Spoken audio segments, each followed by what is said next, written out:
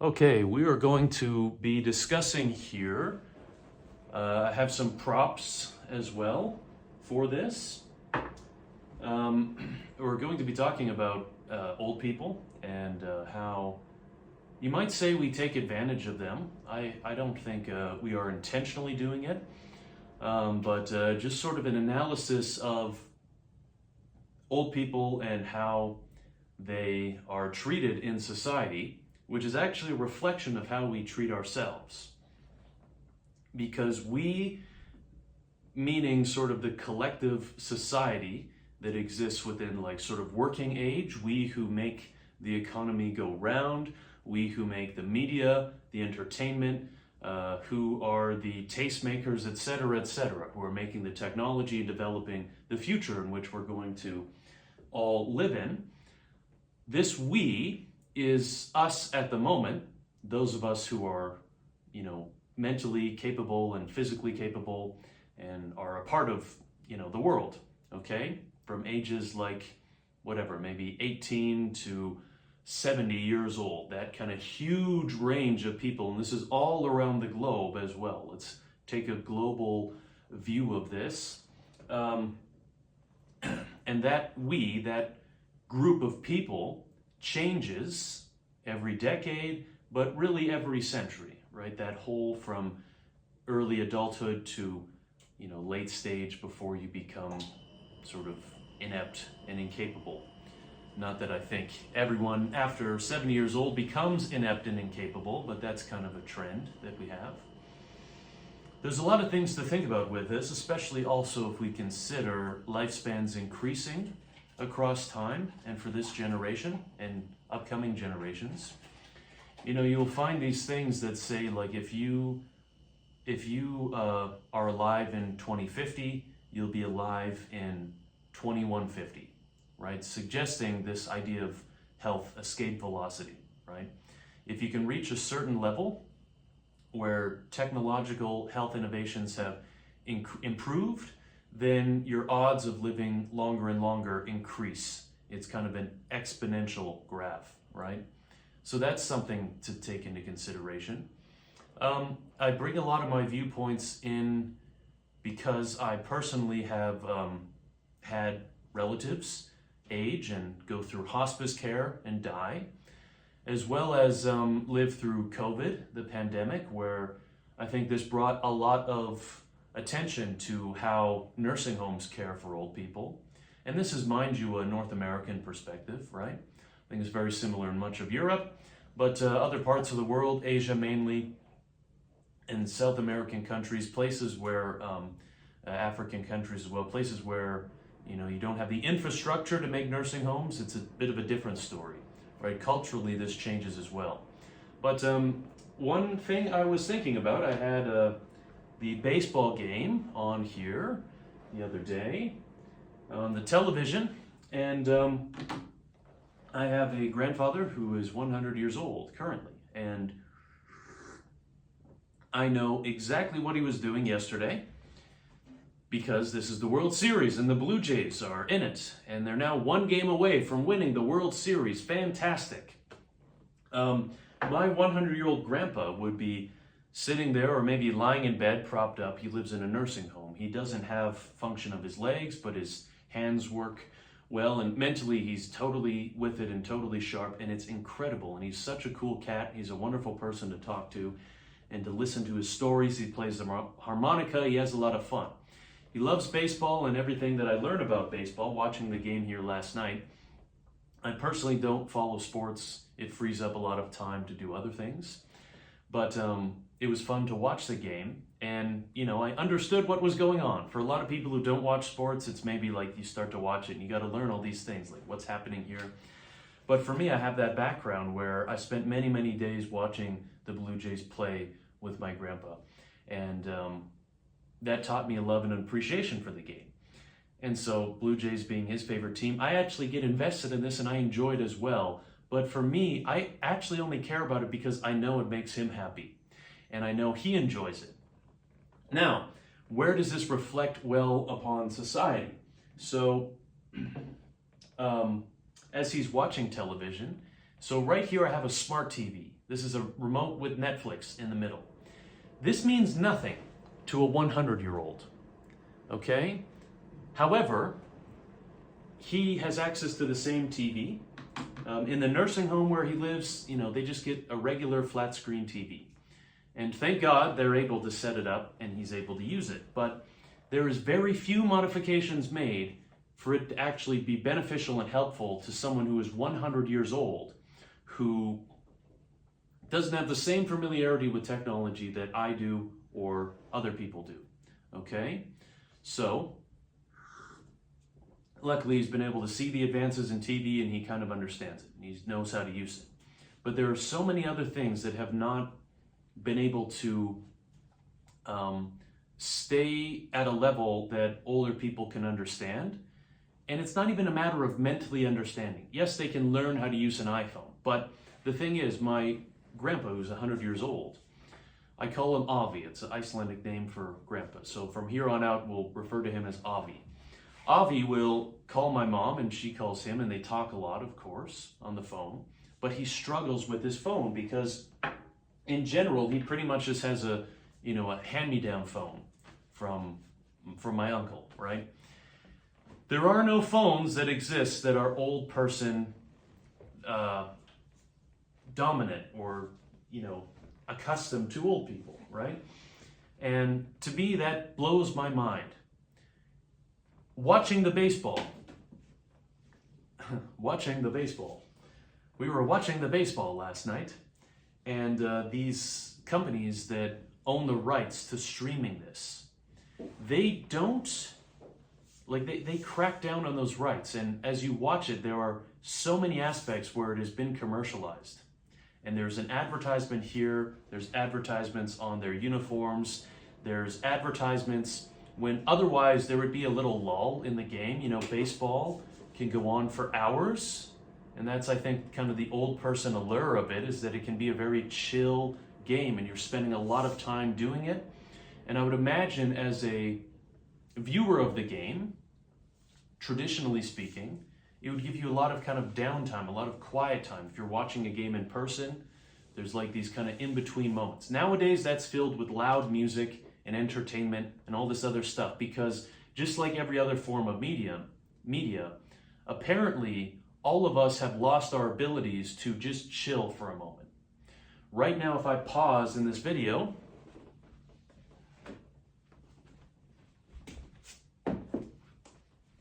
moving around, adjusting myself, changing the angle,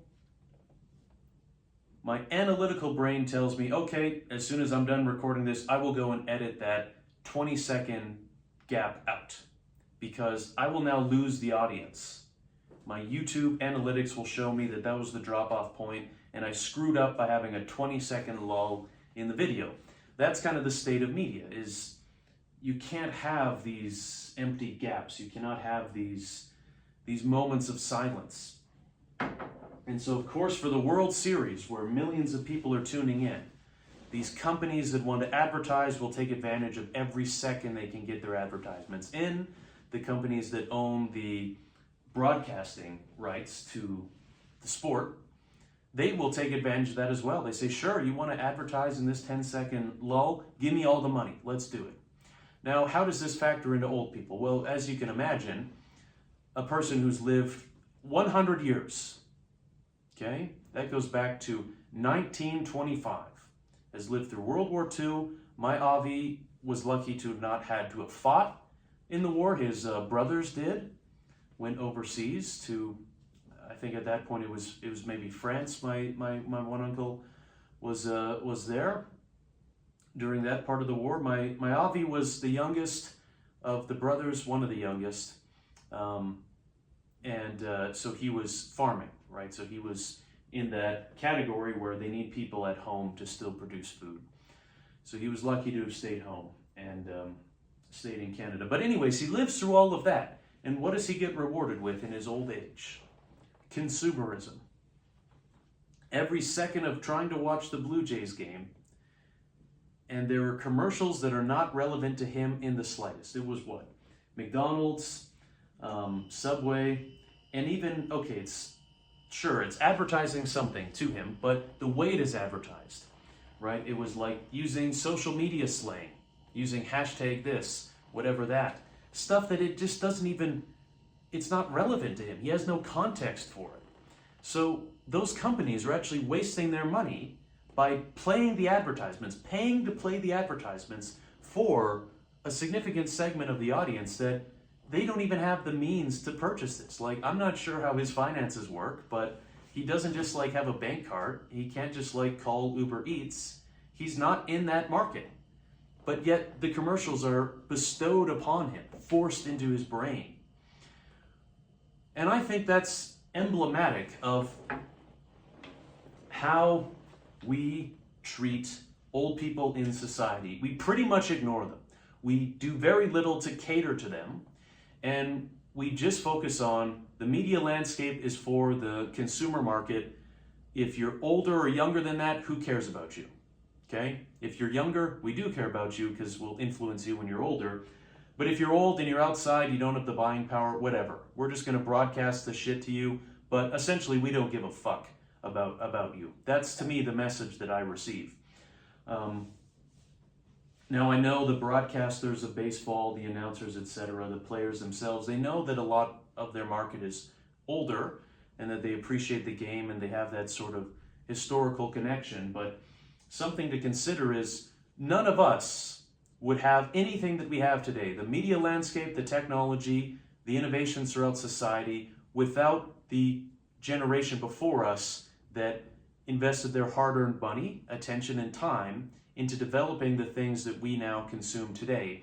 And we can't do so much as have an old person sports channel that broadcasts to the old people in a way that they can understand in a nice, calm way, without any advertisements that are not relevant to them. We can't do something as simple as that. And that is, in a nutshell, you can take that example and overlay that into so many other areas of society. And I think that is an incredible problem, and that's my social critique. I guess I'll use the props here now. You know, I have an old phone here, which is actually a modern version of an old phone. An Edison bulb, okay? This is, okay, few things. Let's just make this quick here. So, what does the phone have to do with old people? Well, somebody should make an old person tailored phone. So the way AI works now is speech to text is totally improved. It will learn your idiosyncrasies. So if you're an old person and you're missing all your teeth and it's hard to understand you, it wouldn't take long, much shorter than for a human, to understand, for the AI to be able to recognize your voice, okay? Even if you can't speak that well. So that means that an old person who can't use their hands, a person of any age for that matter, but, you know, I'm focusing on how we can improve the lives of the older generation to pay respect to them because they've given us everything that we have today.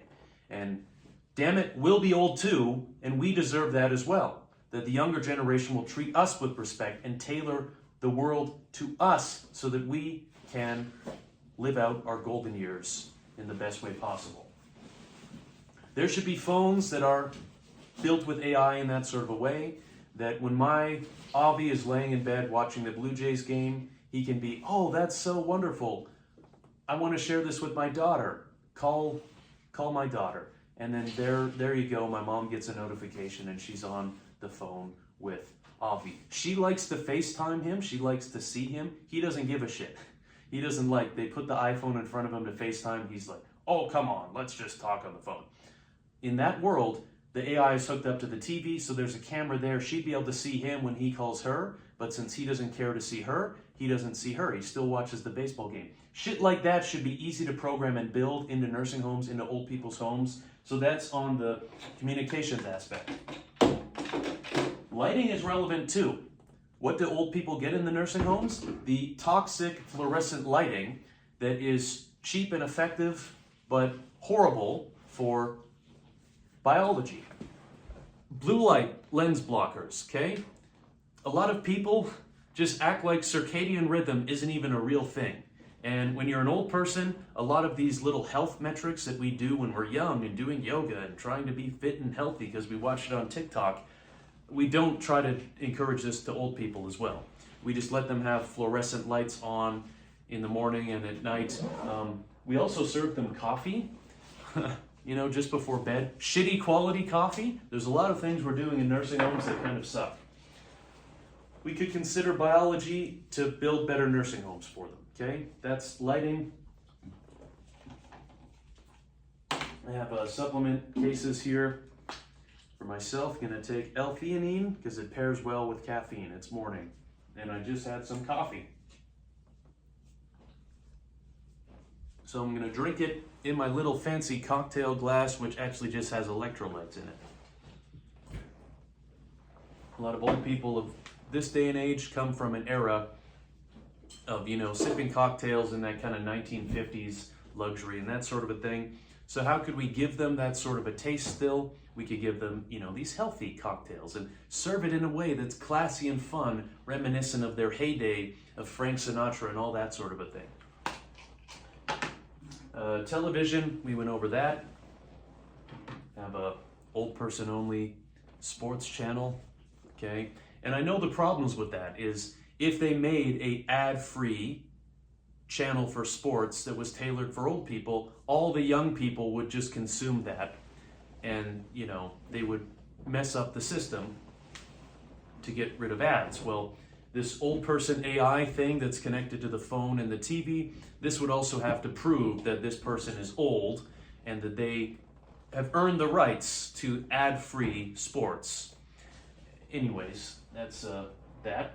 A pill case here, most old people are on some sort of a drug. I think just this could be rethought of a little bit, and presented to them in a more interesting way. Instead of old people, as I know them in nursing homes, they get prescribed something and there's not a lot of monitoring. Is this working? Can we adjust this, adjust the dose, etc.? I'm wearing an Aura ring here. Why are we not giving wearables to old people? I just think it's interesting for an experimental purpose. See how their sleep is. We do research and studies on old people and sleep across time, but there's so many more data points we could be gathering. This could be beneficial to them as well. Then we could maybe see serving them coffee at 8 p.m., even if they're 100 years old, is not actually good for their health, and maybe we could give them decaf instead. Okay. Books. Thought of this the other day. There's such thing as a children's author, right? Well, you write children's books. Okay, that's cool. Who writes old people's books? There's no old person authors, okay? Of course, old people often will need large text, okay? So I know that they make books like that, but it seems to not be as big of a market as it ought to be, considering all the old people that exist and all that we owe to them because of all that they gave to us. So those are just some concepts and ideas. I think about this a lot, and I want to try to take action on these things a lot more as well, because I really do believe that that the people that gave us everything that we have today not only gave us our life, okay? If these aren't our parents, then these are our parents' parents, and we should we should give to them the fact that they gave us life. We owe them something. There's also the idea too that at one point these old people were not old, they were my age, and they were middle-aged, and then they were old. So there is some of the onus on them, on their generation, that they didn't develop the systems to better help themselves when they got old. From my experiences, a lot of that generation, they didn't think ahead in this sort of a way. They didn't have open dialogue and discussions with their kids.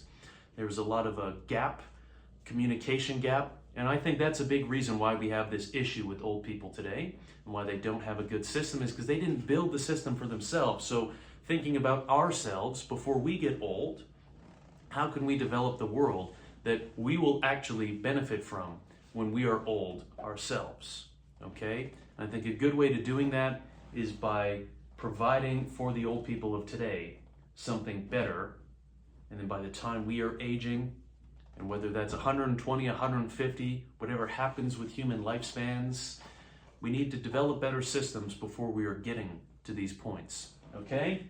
Did I use all my props? Yeah? We good? I think so. Baseball? Mm-hmm. Old person AI? Senior AI? Is there a problem with the language here? I don't know. Personally, Maybe that'll be like a topic of discussion. personally, when I'm old, I'll just call myself an old person. I don't know.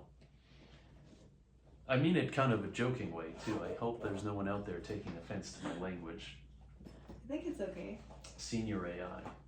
I think just human AI, you know? Mm-hmm.